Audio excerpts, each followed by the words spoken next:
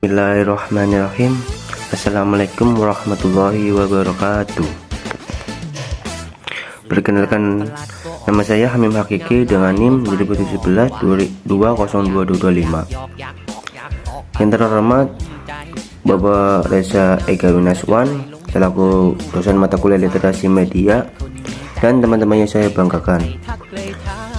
Pertama-tama, marilah kita panjatkan puja syukur kehadirat Allah Subhanahu wa Ta'ala yang telah memberikan rahmat sehingga kita bisa berkumpul di ruang kelas ini.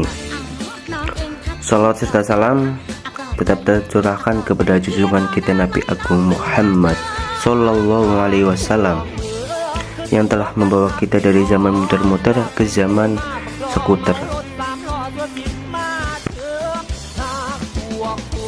Di sini saya akan membawakan judul yang pertama, kebebasan berekspresi di ruang digital dibarengi dengan etika bermedia sosial dan komunikasi digital, dari pertemuan 3 dan 12. Yang pertama, kebebasan berpendapat dan berekspresi.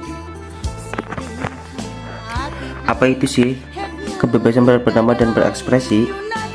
Baik, di sini saya akan menjelaskan kebebasan berpendapat dan berekspresi merupakan hak dasar yang harus diberikan kepada seluruh masyarakat dalam negara demokratis. Dalam perkembangannya, kebebasan berpendapat dan berekspresi menemui jalan terjal dengan penerapan pasal 310 dan 311 KUHP yang mengancam kemerdekaan masyarakat dalam menyatakan pendapatnya. Apa saja aturan dasar yang mengatur berpendapat dan berekspresi? Di sini kebebasan menjadi hal penting dalam negara demokratis seperti Indonesia, karena kebebasan tersebut termasuk kebebasan berpendapat, berekspresi, dan mempertahankan argumen di muka bumi umum. Konstitusi yakni Undang-Undang Dasar 1945 Pasal 28E ayat 3 yang jelas menyatakan setiap orang berhak atas kebebasan berserikat, berkumpul, dan mengeluarkan pendapat. Selanjutnya, selain itu, jaminan kebebasan berkumpul dan berpendapat juga dijamin dalam Undang-Undang Nomor 39 Tahun 1999 tentang Hak Asasi Manusia, Konvensi Internasional tentang Hak-Hak Sipil dan Politik atau International Covenant on Civil and Political Rights, Konvensi Hak-Hak Anak atau Convention on the Rights of the Child, Undang-Undang Nomor 9 Tahun 1998 tentang kemerdekaan menyampaikan pendapat di muka umum. Selanjutnya, saya akan menjelaskan apa jadinya sih kalau di Indonesia ini tidak ada kebebasan berekspresi. Salah satu contoh ekstrim bisa disaksikan di film 1984, adaptasi dari novel George Orwell yang ditulis tahun 1949, yang menceritakan pemerintahan yang memaksa rakyatnya menerima versi tunggal kebenaran yang dibuat sesuai kepentingan partai yang berkuasa. Apabila di negara tidak adanya kebebasan berekspresi dalam 1984, saat rezim partai pembesar berkuasa, setiap orang beraktivitas diawasi dengan telescreen di setiap penjuru kamar dan tempat umum. Setiap ucapan disadap, pikiran warga dikendalikan semua, dan yang berkhianat akan disiksa kejam dan dibunuh secara tragis. Maka dari itu, adanya kebebasan berekspresi harus dilindungi agar masyarakat bebas berpendapat dan berekspresi.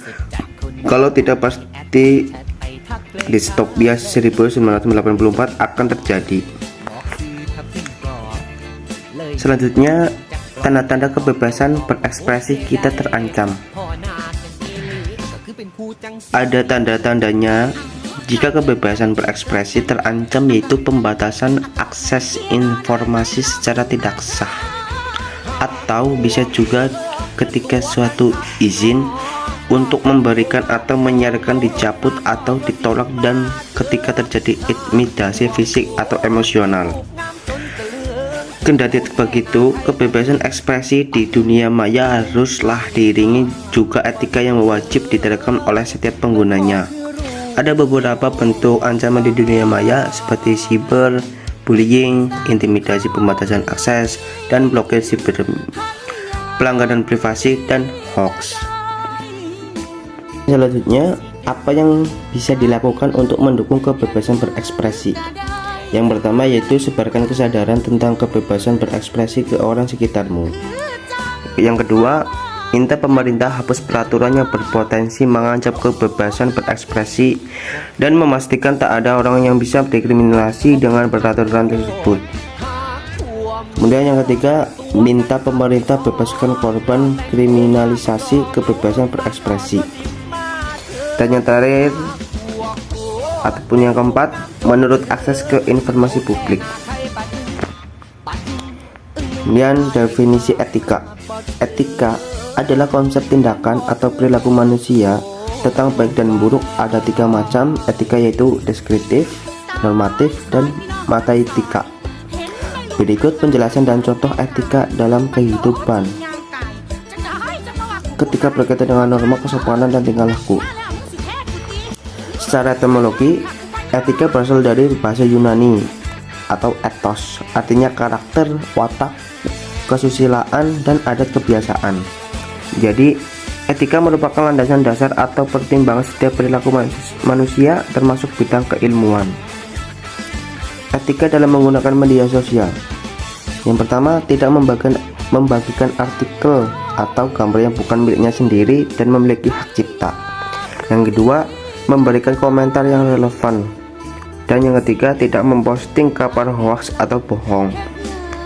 Yang keempat, tidak menggunakan kata-kata kasar, provokatif, porno, ataupun sara. Baik, mungkin itu saja yang bisa saya sampaikan tentang materi tentang kebebasan berekspresi di ruang digital dibarengi dengan etika bermedia sosial dan komunikasi digital. Terima kasih dosen pengampu mata kuliah literasi media Reza Ega Winaswan, karena ilmunya semoga bermanfaat untuk kedepannya